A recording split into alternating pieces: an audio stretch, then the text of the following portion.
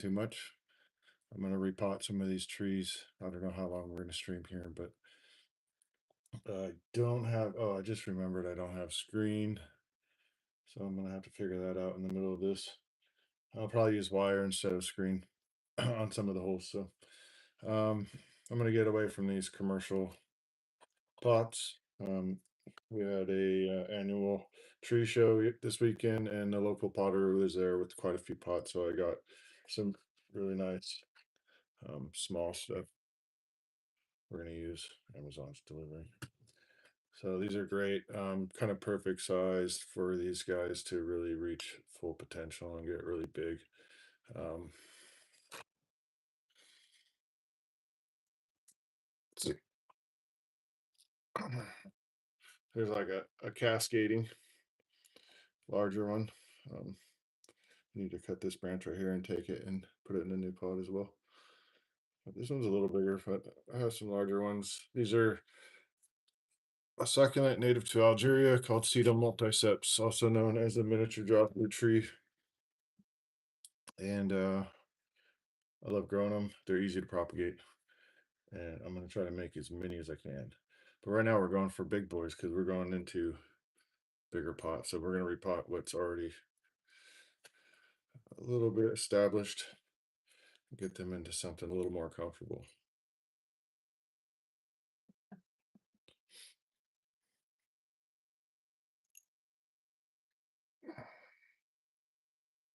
We're going to make a mess. I don't know why I decided to work inside today, but we're working inside today. A lot of these were planted recently, so I'll probably keep the soil they're in and just add some soil to plant them. So this will be easy and fast. I'm not doing anything crazy or technical. It's just kind of a rare plant that's not seen too often, and I've been working on it for about a year. It's received very well at the show, and I sold about 80 of them Saturday and Sunday.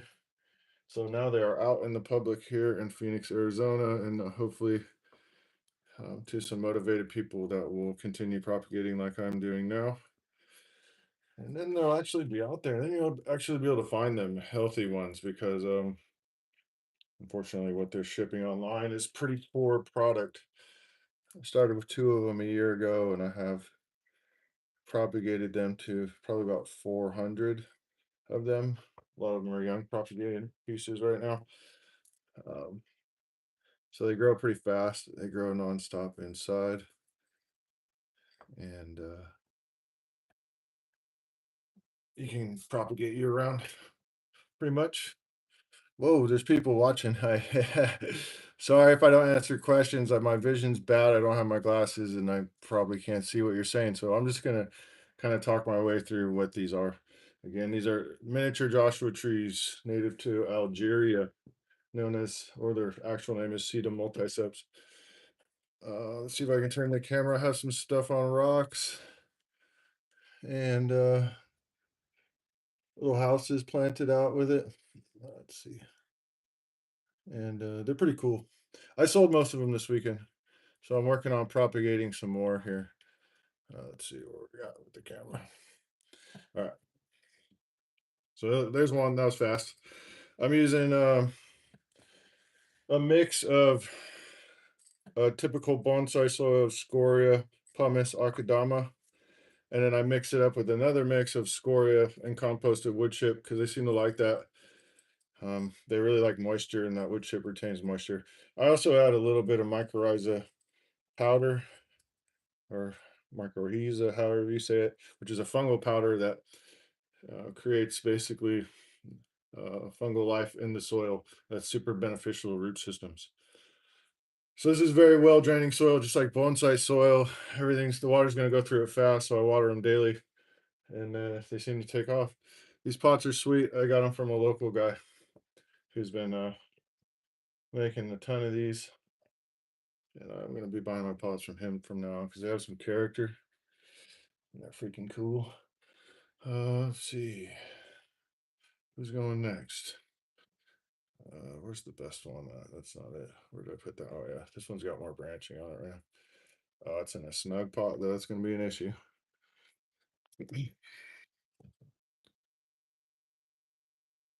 Succulents. Easy to propagate, easy to take care of. These things like are super healthy in the house too. Like most plants slowly die in the house. These guys are very, very happy inside. They don't want to freeze because they're succulents. Um,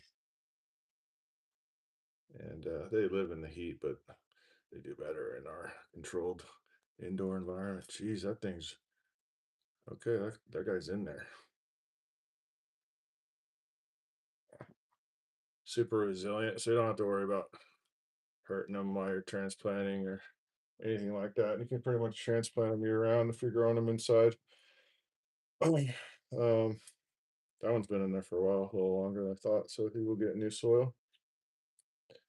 It's got a lot of branching. That's good. Pretty soon I can start cutting branches off. Oh, looks like I already broke one off. So that's a new plant right there. Luckily, it has leaf die off like a yucca. So the brown part or the of where the leaf die off is where you want the cuts, and usually where the breaks happen.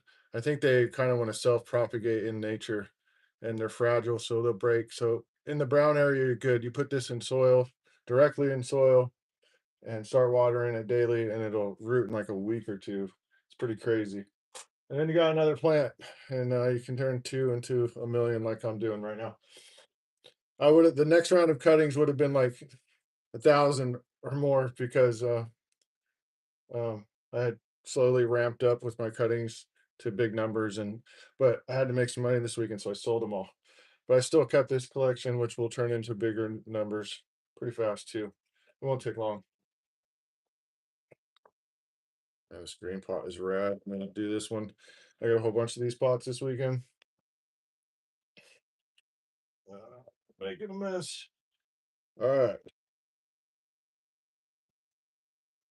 Scoria, Akadama, pumice, and wood chip. I know people hate wood chip in bonsai soil, but I'm in the desert. It's a million degrees. And even these being inside, they're just such water lovers that that retainment and moisture in this wood chip is retains moisture pretty well. But also with my fungal powder I add to the soil, those that fungi is gonna want to feed on something, and that composted wood chip is just perfect. And then you just create that whole ecosystem for the roots, which is yeah, miniature Joshua tree. Hello. Thank you. Thank you. Thank you. One of you left. It's nice pots, man. Very excited about that. Look at that. Miniature Joshua trees. See how many we can get going here. Here's a smaller one I just did a few seconds ago. Beautiful pots from Dennis here at the Phoenix Bonsai Society. What a nice guy. I will be purchasing my pots from him. No one? All right, who's going next?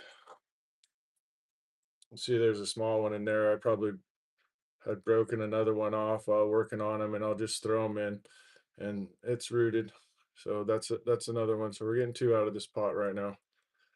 So these are multipliers, easy, easy to multiply. This thing is, and they're rare. I mean, man, nobody's selling them. The last guy, like the link on Amazon for them, I bought five of them recently, and they were dead and in bad shape. Um, so it's kind of a rarity right now. Although I got about 80 of them out into the valley yesterday, and told them all how to propagate, and I'm sure a lot of them will propagate because it's so easy. So there should be a lot more of these around in the States soon. I think so. Everybody was like really like cool people at the annual show this weekend. Met a lot of awesome people. Um, it's nice to meet a lot of like-minded folks. That was really, really fun. Okay, so I don't have screen for my bonsai pot, so I'm gonna cheat and bend up some wire just enough that the soil won't wash through it too bad. and that'll cover the hole. Good enough.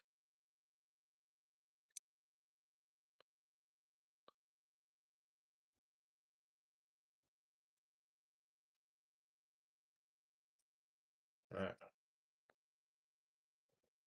Good going, great.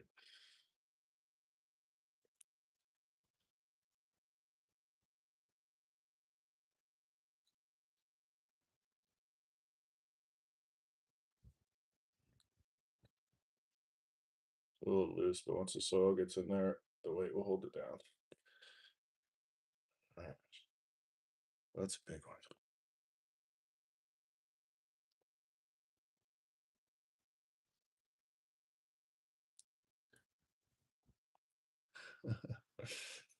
All right. Let's see.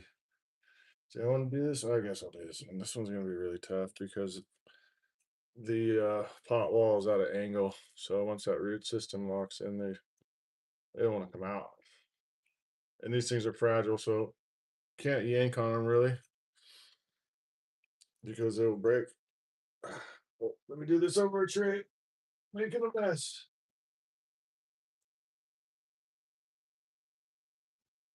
Yeah, I'm not gonna go fully into that root system.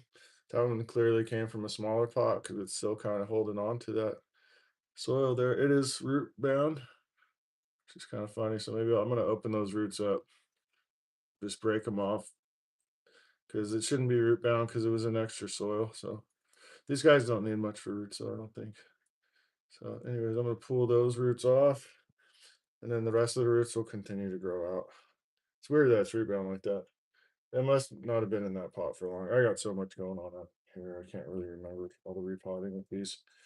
But I got some soil in there or some wire to block the soil.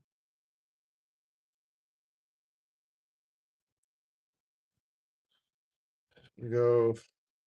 Oh, I got two of them out of pots at the same time. Look at me. Man, I'm just cruising right along. I'm gonna try to stand this guy upright.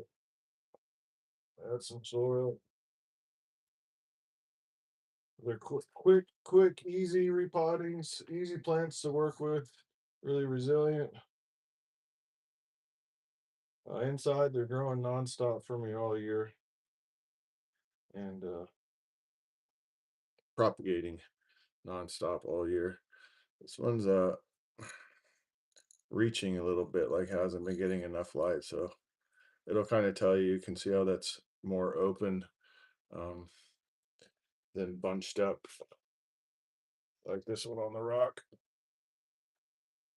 But when they're tight, like pom poms, they're getting better light. But when they're open like that, we're either not getting enough light or we're getting close to flowering, which is rough with these two because when they flower, they'll get weak and the branches just flop about. So I usually, if I start seeing a flower, I'll cut that branch and stop it from wanting to flower, and it'll switch to wanting to drop roots. If you get it early enough, you can propagate it.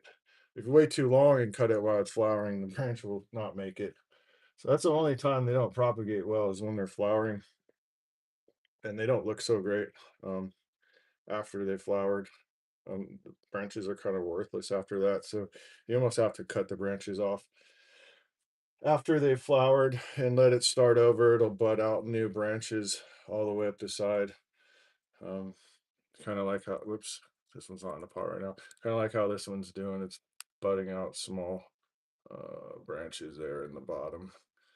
So this one's ready for me to take cuttings, um, all in the brown zone on the branches. That's a new plant. If you cut them at 2 to 3 inches, you'll have a better plant faster than the shorter ones. So it is good to go a couple inches on the cutting rather than short. And you don't want to cut in the green growth area because it just won't, most likely will not propagate if you cut in the green area.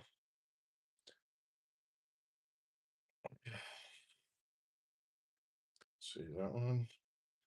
Put that one in a bigger pot. Let's go here.